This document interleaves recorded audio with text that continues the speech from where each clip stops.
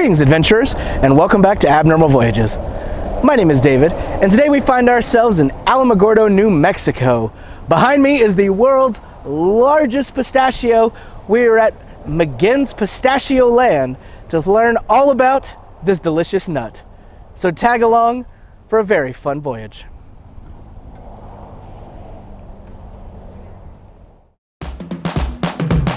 We're going to a place that you've never heard of before. It's Abnormal Voyages. You're gonna learn something new. We're gonna open new doors. It's Abnormal Voyages.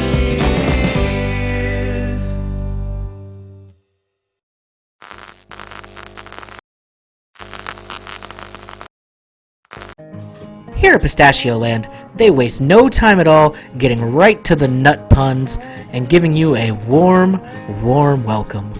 They even have a nice scenic koi pond, though I don't think I would suggest feeding the pistachios to the fish.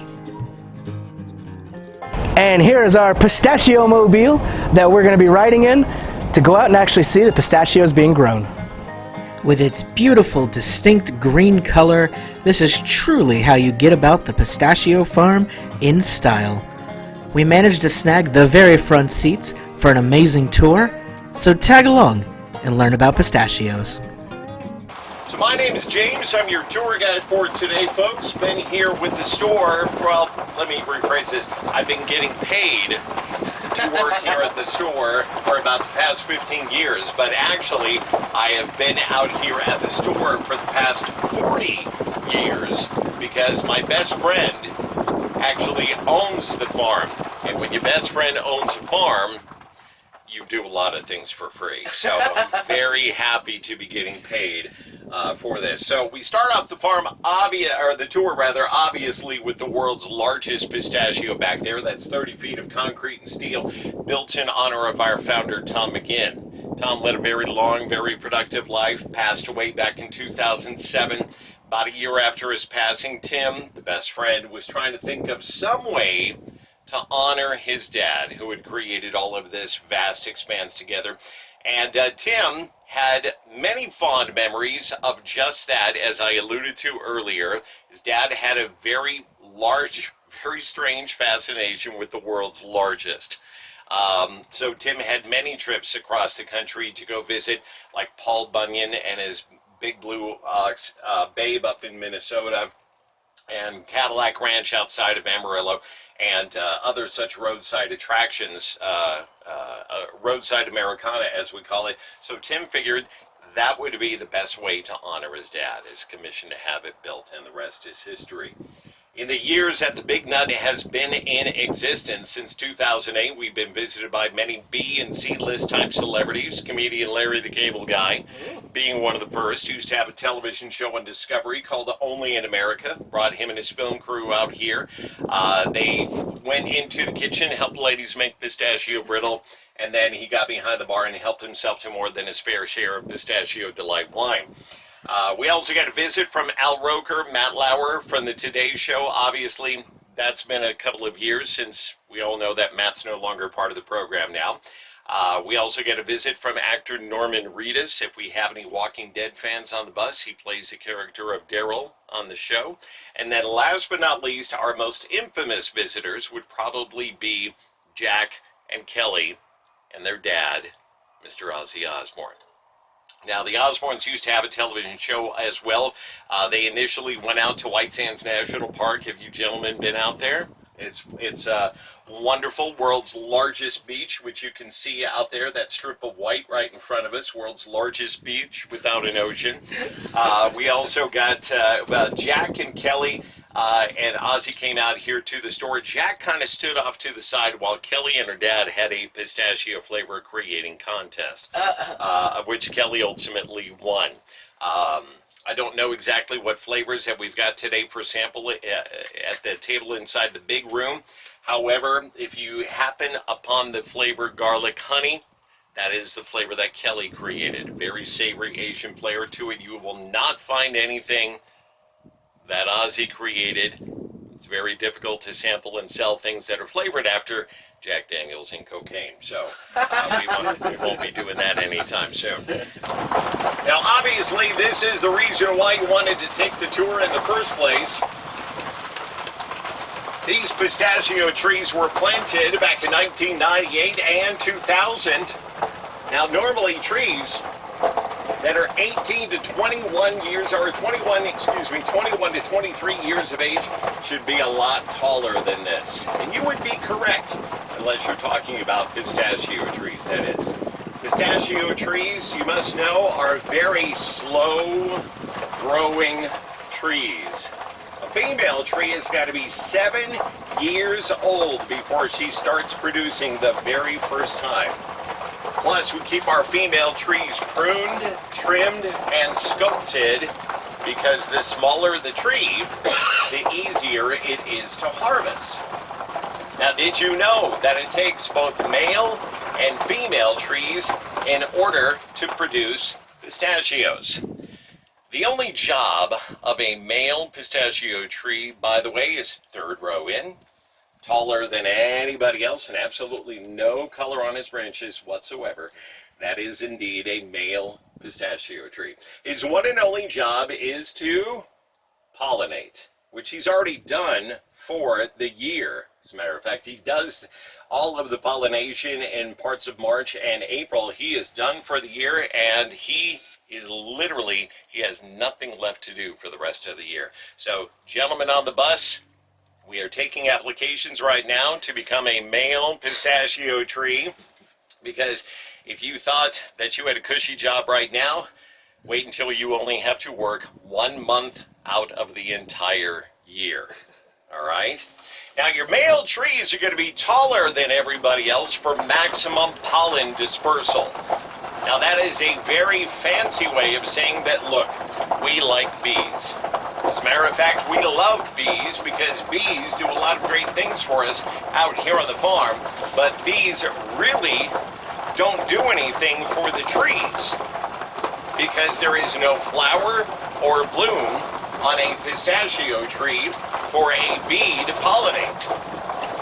No, pistachio trees are all wind pollinated. And if there's one thing that South Central New Mexico and West Texas has a boatload of during the springtime, it is indeed wind. But that's an essential part of the pollination process. Up here in front of us, over here to your right-hand side, this is indeed a male pistachio tree.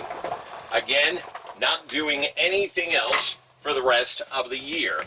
Now, what I want you to do is, let me see, I don't know if you can focus right above me, but you see these little brown fuzzy balls right up here that seem to be clinging on to the tree.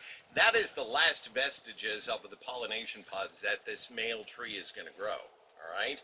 Here in the springtime, when they start forming up on the tree, they honestly look like little orange acorns that will open up and spread that powder fine sneeze-inducing. That's why your sinuses hate you pollen during the springtime.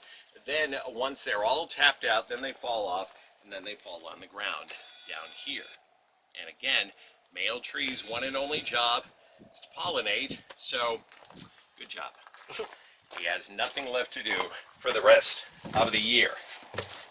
Male pistachio trees' one and only job is to pollinate female trees. And it's time to get you guys up close and personal with some pistachio trees right here. Now, first of all, I'm going to tell you guys that the road that we're on right here is the original dividing line from everything that we did from 1980 to 1988. So as we rounded the corner back there, had some very, very large, tall pine trees back there. So from those pine trees to the highway, which is right in front of us right here, everything south of us, we did all of this in about an 8-year period of time. Wow. which is pretty amazing. Absolutely, that a guy who was in his early to mid 40s and his early teenage son planted every single tree out here over an 8-year period of time. So all of your oldest trees here on the property are going to be on this side, plus the majority of your male trees are also going to be on this side, because during the springtime, which way does the wind blow? Exactly from south to north. So you want all of your pollinators to be over here. Now, obviously, a female pistachio tree right here. Now, if this video or this vlog ever gets back to Tim, I'm going to owe Tim probably about 2 or 3 cents for picking what you didn't see this, Tim, or picking a nut off of the tree. Now, when pistachios first start showing up on the tree, they're going to be little tiny black dots, all right? And obviously, they grow larger and change colors. They change colors from those little tiny black dots to purple, from purple to green. Green, actually, you can see still some of these nuts over here still have a little bit of purple tint to them. But then obviously they're going to go ahead and turn green like this, and then from green to yellow. And when they're ready to come off of the tree, no joke, they will turn a bright pink. Mother Nature's little neon sign that says, "Come at me, bro, we're ready." All right? Now, I probably won't be able to do this. I'm out here only on the weekends, Monday through Friday. I got another job, so I haven't been out here in a week, but I may not be able to do this. What I'm about to do is squeeze this and split it into 2. There are 3 parts to a pistachio when it is hanging up here on the tree. You got a very thin skin, or a hull, H-U-L-L. You've got the shell, and then you've got the nut meat that's on the inside. Now, oh, there it goes. Now, I'm going to go ahead and give this to you guys right here, and I want you to see, there you go right there. I want you to see, go ahead and give that a sniff and tell me what you think that smells like right there. Oh, what do you got? This is the power of suggestion. Nobody really knows what it Kind smells of like eucalyptus almost. Almost eucalyptus. It smells like when you smell pecan trees when they're ripe too, like kind of like the green. Exactly, exactly. I've had people say, you know, a bouquet of flowers. I've had people, you know, in the southern Asia region saying that it smells like papaya or mango or anything like this. But here is the power of suggestion. Folks from Knoxville, Tennessee are back in the back. I'm going to tell you what I think it smells like, and then you can tell me if you agree with me. To me, it smells like a juniper or a cypress. It smells kind of like an evergreen. Yeah, sort of. Yeah, sort of? yes. Okay. Sorta. Now, the other half of this, see that little tiny white dot right there? That is eventually going to become your nut meat right there. Wow. And it would have, but I killed it when I took it off of the tree, so sorry about that. Now, of course, over the summer months, June, July, these are obviously going to get a little bit larger, and that nut meat is going to grow a little bit larger and change colors, of course. However, you brought up pecan trees right here. Pecans are another very numerous nut-bearing tree here in the Southwest. Now, the Republic of Texas, where y'all are from, that is the nation's #1 producing state of pecans for simple land area size alone. The second most producing pecan state in the country? Georgia. New Mexico. Oh. Yeah, take that, Georgia. Gotcha. Georgia peaches and Georgia pecans. Actually, it is New Mexico. Now, nothing against pecans. They're a very awesome nut that you can pretty much grow from California to Georgia, about the middle of the country on down. But what you have to know about pecans is that they require a lot of water. All right? Especially ones that they grow in the Gulf Coast, that they flood irrigate. Pistachio trees, that's one of our hallmarks, because we don't require a lot of water. As a matter of fact, the majority of the water that we're going to give these trees is going to happen this month, June, and definitely here in July, because harvest is going to be August, September, and parts of October. Now what happens is that here in July, the tree is going to absorb this water, transfer that water up to the nut meat. The nut meat's going to go swell up like a balloon. By the way, if you ever find a pistachio that's this big, you better call Guinness, because they're not supposed to be this big, all right? But that nut meat's going to become engorged with water, and it's going to split that shell while it is still on the tree. Little light bulbs went off over everybody's head. They went, aha! That's why pistachios are open when you eat them out of the bag. Except for that one tough nut that refuses to open, that invariably we put at the bottom of every single bag just to make you guys work for it just a little bit. Is there, I'm guessing, it kind of answered with the water, is that why New Mexico is such a great place? Like pistachios fit well here, not having to have all that? So if you ever stopped to think about, you know, if you were laying in bed awake one night and say, you know, I really would love to know what the Middle East looks like. Nobody's ever really done that, been awake late at night, keeping themselves awake by wondering what the Middle East looks like. But wonder no more, simply because this is what the Middle East looks like. High desert terrain, topography right in front of us, very dry, very arid condition.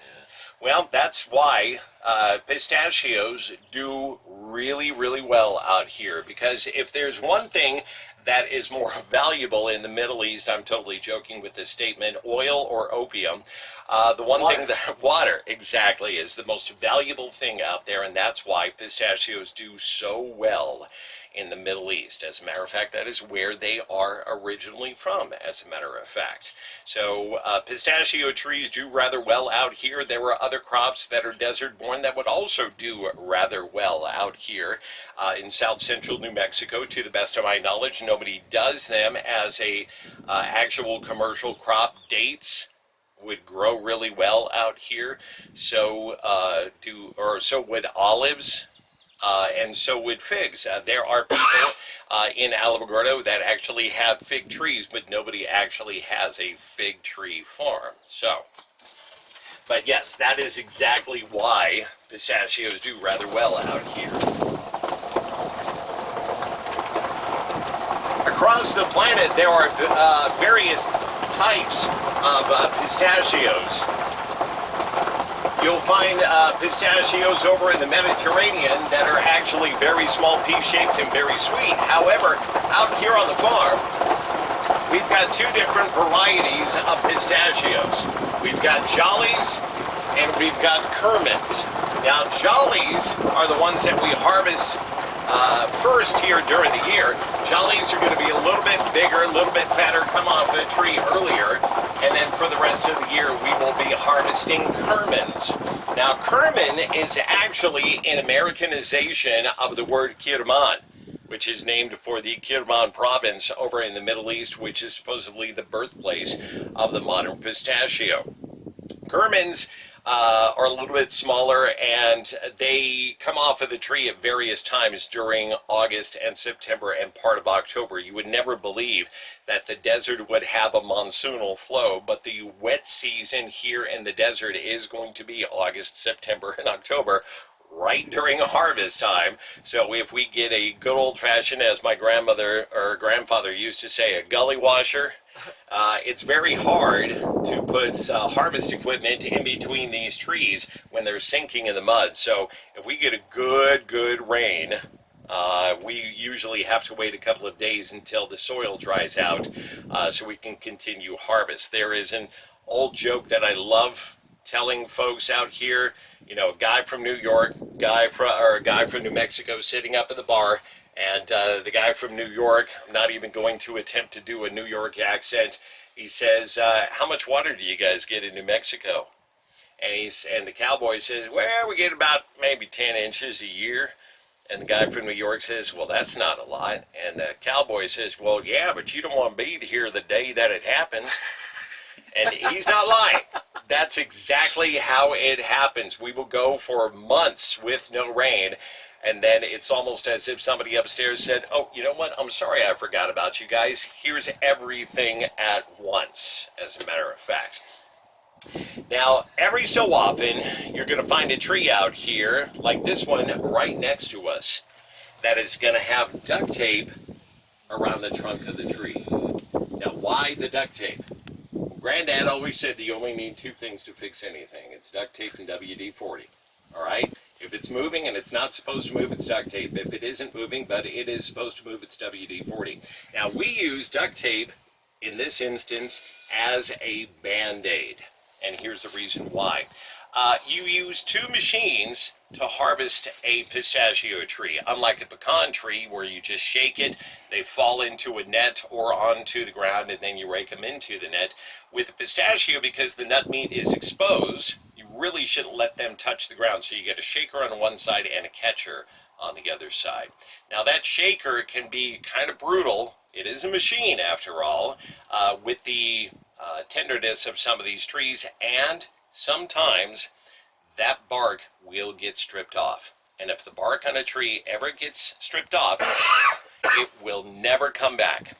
So you got to wrap that tree up in duct tape to act as a Band-Aid. The Band-Aid's going to last for a couple of years, and when the Band-Aid comes off, then the tree looks like this right here on the corner. Still missing the bark on 2 out of the 4 sides, but still producing, which is why we got to be extremely careful with some of the trees here on the farm. Fascinating stuff. Thanks for the tour, James. And here's the visitor center for Pistachioland, where you can go inside and buy, what else? Pistachio products. Any kind of pistachio-themed thing you're gonna find here. From stress balls that you can squeeze those nuts, to some very amusing and colorful magnets to spice up your fridge, all the way to pistachio blankets. Who doesn't want to curl up under a nice pile of nuts? And of course, here at Pistachioland, you gotta try some pistachios. They got tons of different flavors, and I know nobody better to give us their opinion on these flavors than Blake. All right, we're gonna try a couple different flavors of pistachios, a little bit of odd ones. The first one is cocoa roasted. Yep. Definitely a lot sweeter than most pistachios. Really good though. Garlic roasted's the next one.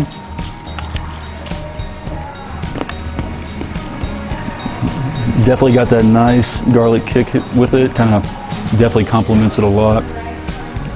Next one's gonna be lemon lime pistachios.